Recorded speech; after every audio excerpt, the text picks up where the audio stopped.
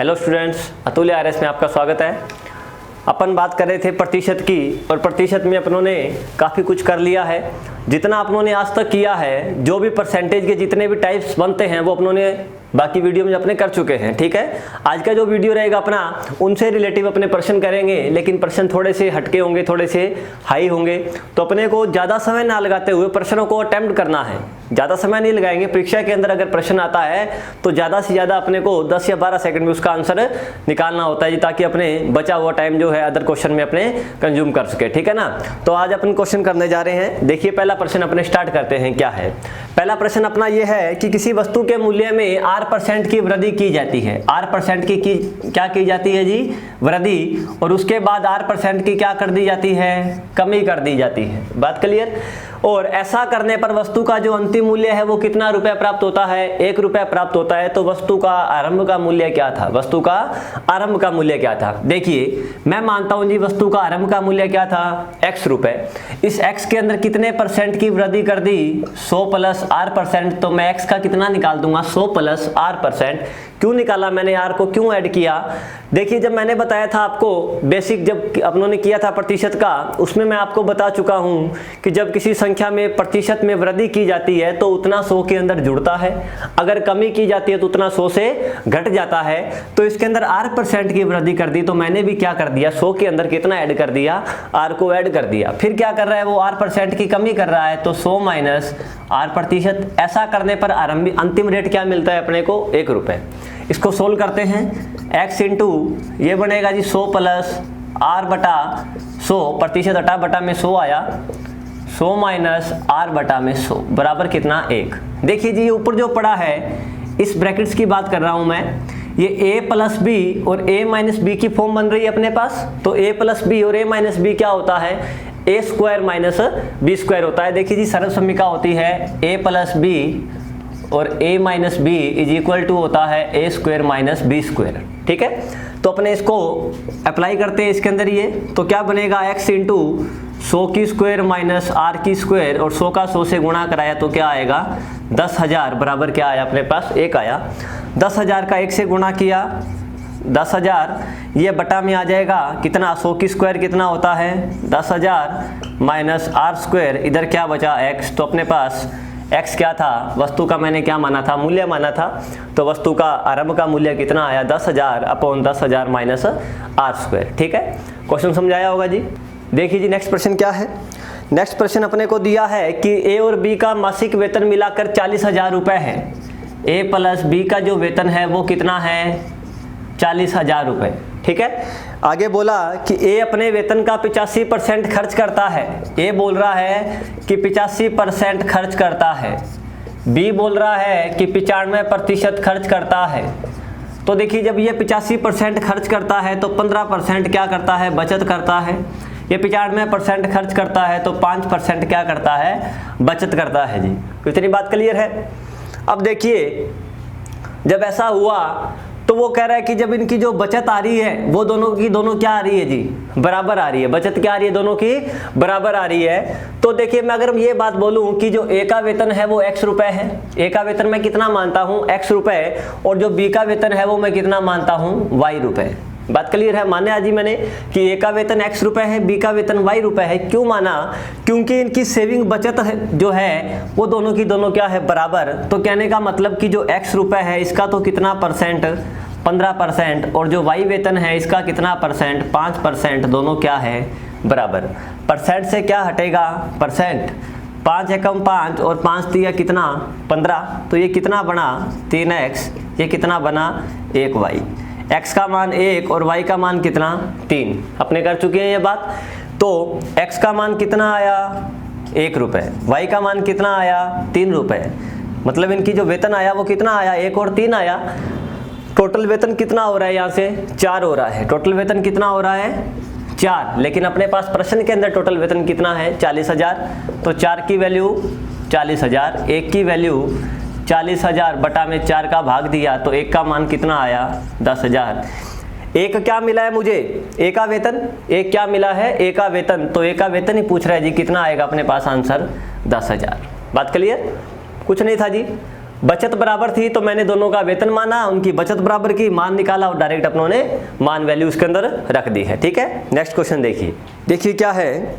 एक व्यक्ति ने अपनी आय का 20% अपने बड़े पुत्र को दिया। एक व्यक्ति है, इसकी जो आय है, इस आय में से सबसे पहले इसने 20% दिया है जी अपने पुत्र को। ठीक है, अपने बड़े पुत्र को दिया, बड़े पुत्र को। फिर इसके बाद वो कह रहा है कि शेष का 30% छोटे पुत्र को दिया। जो शेष बचा इसका 30% किसको दिया? छोटे पुत्र को। फिर आपसे बोल रहा है कि शेष बची हुई राशि का 10% एक ट्रस्ट को दिया। शेष बची हुई राशि का 10% किसको दिया है? ट्रस्ट को दिया है। नेक्स्ट बोल रहा है आपसे कि अब उसके पास 10,080 रुपये बचते हैं। कितने बचते हैं अब उसके पास? जो शेष राशि है वो कितनी है जी? 10,080। ये क्वेश्चन है। पूछा आपसे क्या कि उसकी आय कितनी है। पूछा क्या? आय कितनी है। मैं मानता हूँ जी आय उसकी 1,000 रुपये है। कितने रुपए? 1,000 रुपये। यहाँ 20% दे दिए तो अब कितने बचे उसके पास? 800। यहाँ दे कितने दिए? 200। बात क्लियर? अब 800 में से फिर कितने परसेंट दिए? शेष का 30%। कहने का मतलब यहाँ कितने दिए? 240। तो फिर बचे कितने इसके पास? 560। ठीक है, फिर दे रहा है वो कितना यहाँ पर ट्रस्ट को? 10%। तो 560 का 10% कितना होता है? 56 रुपये। यहाँ कितने दे दिए? 56 रुपये और दे दिए। तो यहाँ अब इसके पास कितने बचे? 504 रुपये। कितने बचे हैं? 504। लेकिन क्वेश्चन में बोल रहा है कि शेष कितना बचा है? 10,080। कितना बचा है? 10,080। तो 500 जो 4 की जो वैल्यू है वो किसके बराबर? 10,080 के। एक की वैल्यू 10,080 बटा 504। मुझे टोटल वेतन निकालना है। टोटल वेतन कितना माना था? 1,000 रुपये। ये एक का मान है। 1,000 का निकालने के लिए इस 10,080 बटा 504 का मैं किससे गुणा करवा दूंगा? 1,000 से। बात क्लियर है इतनी? देखो जी 504 के पाड़े में 1,008 कितने पर आता है? 2 पर। ये 2 है, आगे 0 पड़ा है 20 इंटू क्या पड़ा है? 1,000। तो 20 का 1,000 से गुणा करवाते हैं तो कितना आता है? 20,000। तो 20,000 क्या है? व्यक्ति का वेतन है। देखिए इतना बड़ा जब करते हैं परीक्षा के अंदर तो लगभग अपने को 1 से 1.5 मिनट का समय लगता है। लेकिन क्वेश्चन इजी भी है। अगले कैलकुलेशन की अगर अपनी स्पीड है तो अपने इसको थोड़ा सा और कम समय में कर सकते हैं। एक तरीका मैं और बताता हूं जो डायरेक्ट आपको करना है, परीक्षा में आ जाए। जब आपसे बात बोले कि शेष का शेष करता जाए तो आपको ध्यान देना है जी लास्ट में कितना वेतन बचा, मतलब लास्ट में उसके पास कितनी राशि बची है, आपको वो उठानी है डायरेक्ट। ठीक है ना? इसकी सीधा मैं कंसेप्ट बता रहा हूँ आपको क्या करना है इसके अंदर। इतना बड़ा जो मेथड है ये अगर अपने कर सकते हैं, अपने पास टाइम है तो।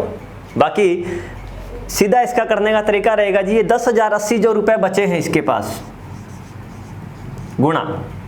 देखिए जब यहाँ से उसने ट्रस्ट को 10% दे दिए तो ये कितना परसेंट है?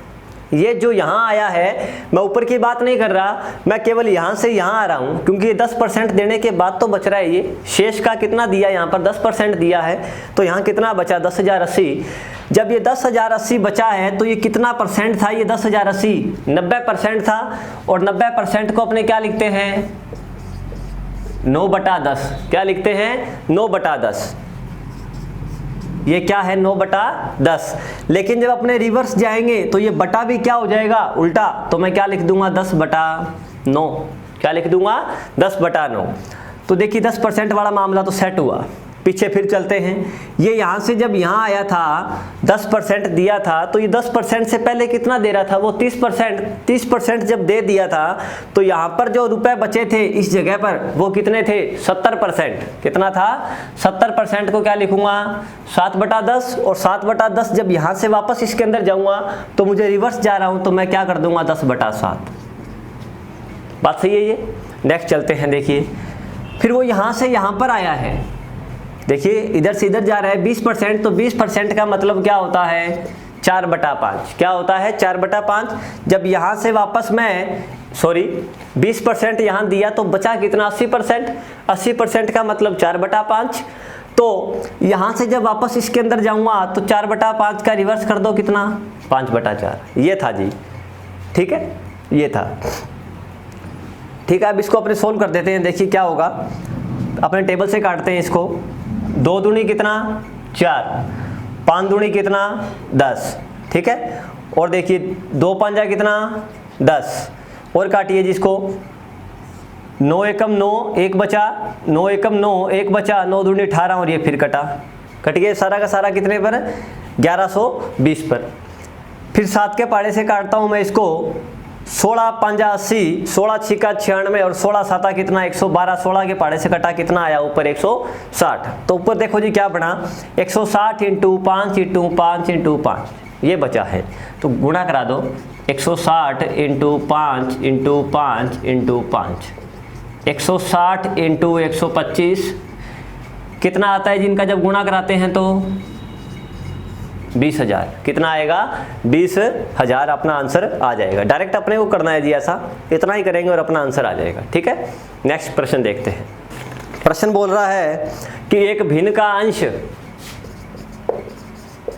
अंश और हर क्या होता है, भिन्न होती है अंश बटा हर। एक भिन्न का अंश है वो कितना प्रतिशत बढ़ा दिया जाए, 150% बढ़ाना है, और जो हर है वो 300% बढ़ा दिया जाए।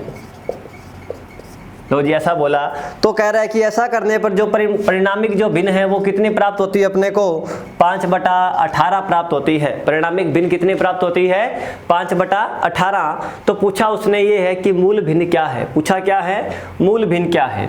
देखिए ये अंश और हर जो था ये वृद्धि से पहले कितने परसेंट थे अपने 100% थे।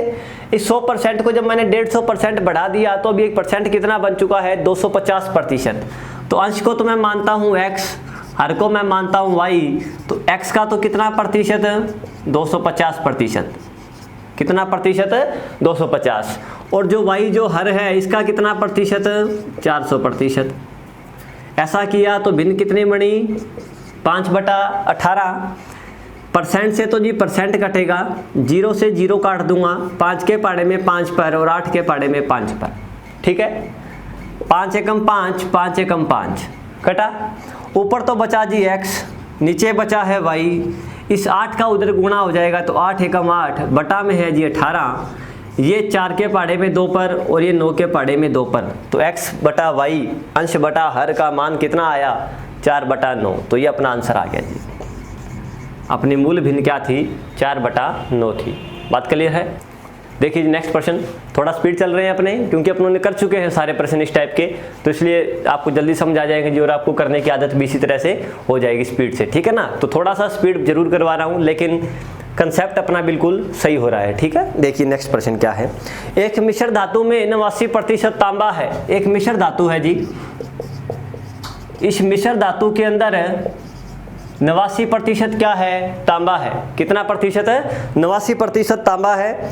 मिश्र धातु का मतलब 2 या 2 से ज्यादा धातुएं होना, उसके अंदर 89% अकेला क्या है तांबा है, ठीक है ना। नेक्स्ट देखिए क्या बोला, मिश्र धातु के एक नमूने में कितना तांबा मिलाया जाए कि नए मिश्र धातु का 44 किलो मिले। अब इस मिश्र धातु के अंदर तांबा क्या कर रहा है, वो और मिला रहा है, तांबा उसने अंदर और जोड़ दिया इसके अंदर तांबा। वो कह रहा है जी कितना तांबा मिलाऊं, इस तांबे की मात्रा अपने को ज्ञात करनी है। इस तांबे की मात्रा अपने को क्या करनी है ज्ञात करनी है। वो कह रहा है जी कितना तांबा मिलाऊं कि मुझे 44 किलो क्या मिले, 44 किलो क्या मिले मुझे मिश्र धातु मिले जिसके अंदर तांबा कितना हो। तांबा और मिला रहा है, वो तांबे की मात्रा पूछ रहा है।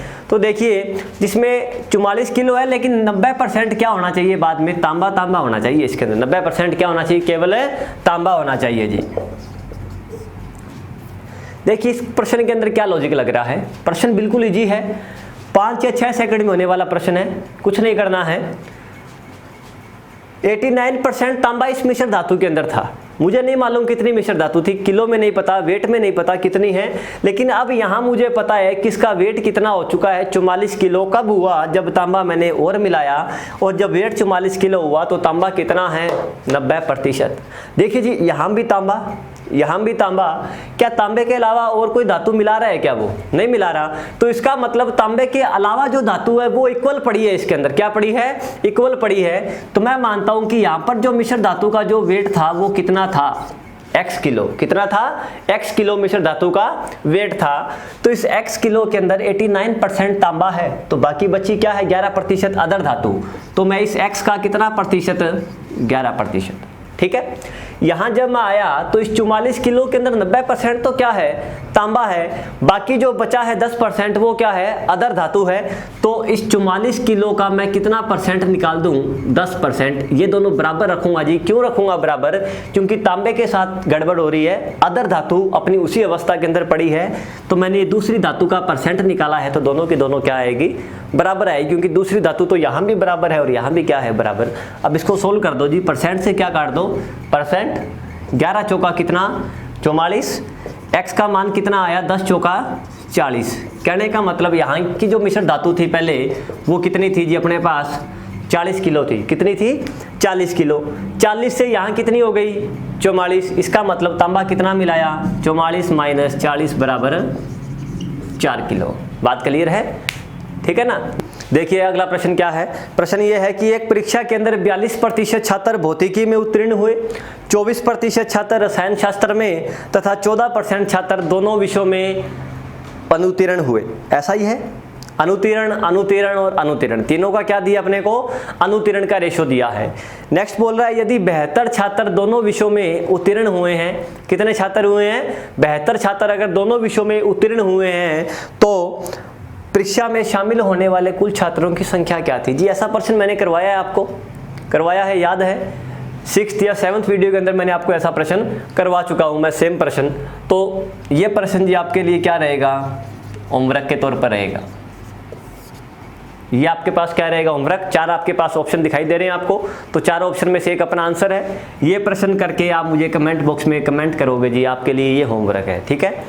आप आगे भी अपने करते रहेंगे। अगर अपना परसेंटेज कंप्लीट होता है, हालांकि अपना परसेंटेज कंप्लीट हो जाएगा, परसेंटेज के बाद अपने अदर कोई चैप्टर स्टार्ट करेंगे, तो डेली का मैं आपको 1 या 2 जो चैप्टर पीछे कंप्लीट होते जा रहे हैं उनका प्रश्न देता रहूँगा हमेशा, ठीक है ना। तो आप कंटिन्यू बने रहना अतुल्य आरएस के साथ, तो ताकि आपका रिवीजन भी होता रहेगा। पिछली जो क्लासें रहेगी अपने उनके बारे में भी चर्चा साथ साथ करते रहेंगे। डेली अपने आएंगे और डेली आने से पहले जो होमवर्क दिया होगा अपने पहले उसके ऊपर कंसल्ट करेंगे, ठीक है ना। देखिए ये प्रश्न आपको होमवर्क करना है। कुल परीक्षा में छात्र पूछ रहे कितने थे, तो ये प्रश्न आपको करके लाना है, ठीक है। कमेंट बॉक्स में मुझे कमेंट करिएगा, ठीक है ना। नेक्स्ट प्रश्न देखते हैं। देखिए, एक विद्यालय में 3 लगातार वर्षों में माध्यमिक परीक्षा में शामिल होने वाले विद्यार्थियों का अनुपात, जो विद्यार्थियों का आपको अनुपात दे रखा है 3 लगातार वर्षों में, कितना दिया हुआ है जी, 7:8:10, 7:8।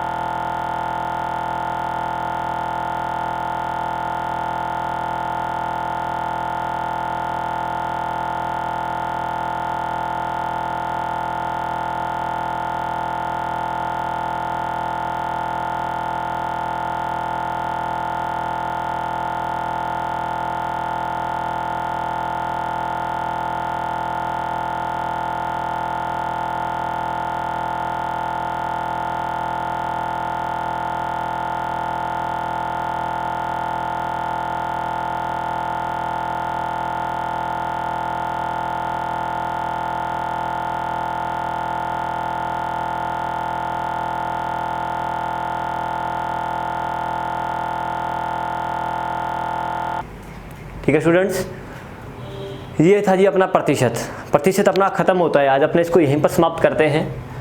लगभग अपनों ने अप्रोक्सीमेटली, मेरा जहाँ तक अनुमान है कि अपनों ने यहाँ तक आने के लिए अभी तक 70 से 80 क्वेश्चन अपने कर चुके हैं प्रतिशत के। तो इन्हीं क्वेश्चनों का आप दोबारा रिवाइज करना है, आपको इन्हीं क्वेश्चनों को दोबारा करना है। टाइप्स देखने हैं कि मैंने क्या टाइप्स बताए हैं, किस तरीके से करवाए हैं।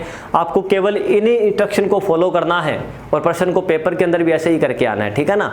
तो नेक्स्ट प्रश्न अपने जो आपको मैंने करवाया है, लास्ट प्रश्न, ये जो लास्ट प्रश्न करवाया है, इसके अंदर कुछ नहीं था, ज़्यादा दिमाग मत लगाना कि अपनों ने ये कर क्या दिया। अपनों ने सिर्फ गुणा भाग किया है और कुछ नहीं किया है। तो इनका मैंने अनुपात निकाल के सोल्व किया है जी, ठीक है ना। तो अपने को लगभग कुल मिलाकर के बात ये है कि अपने को कैलकुलेशन आनी चाहिए। क्या आनी चाहिए अपने को? कैलकुलेशन की। पता नहीं कौन सा सवाल कहाँ अपने को फेस करने को मिल जाए।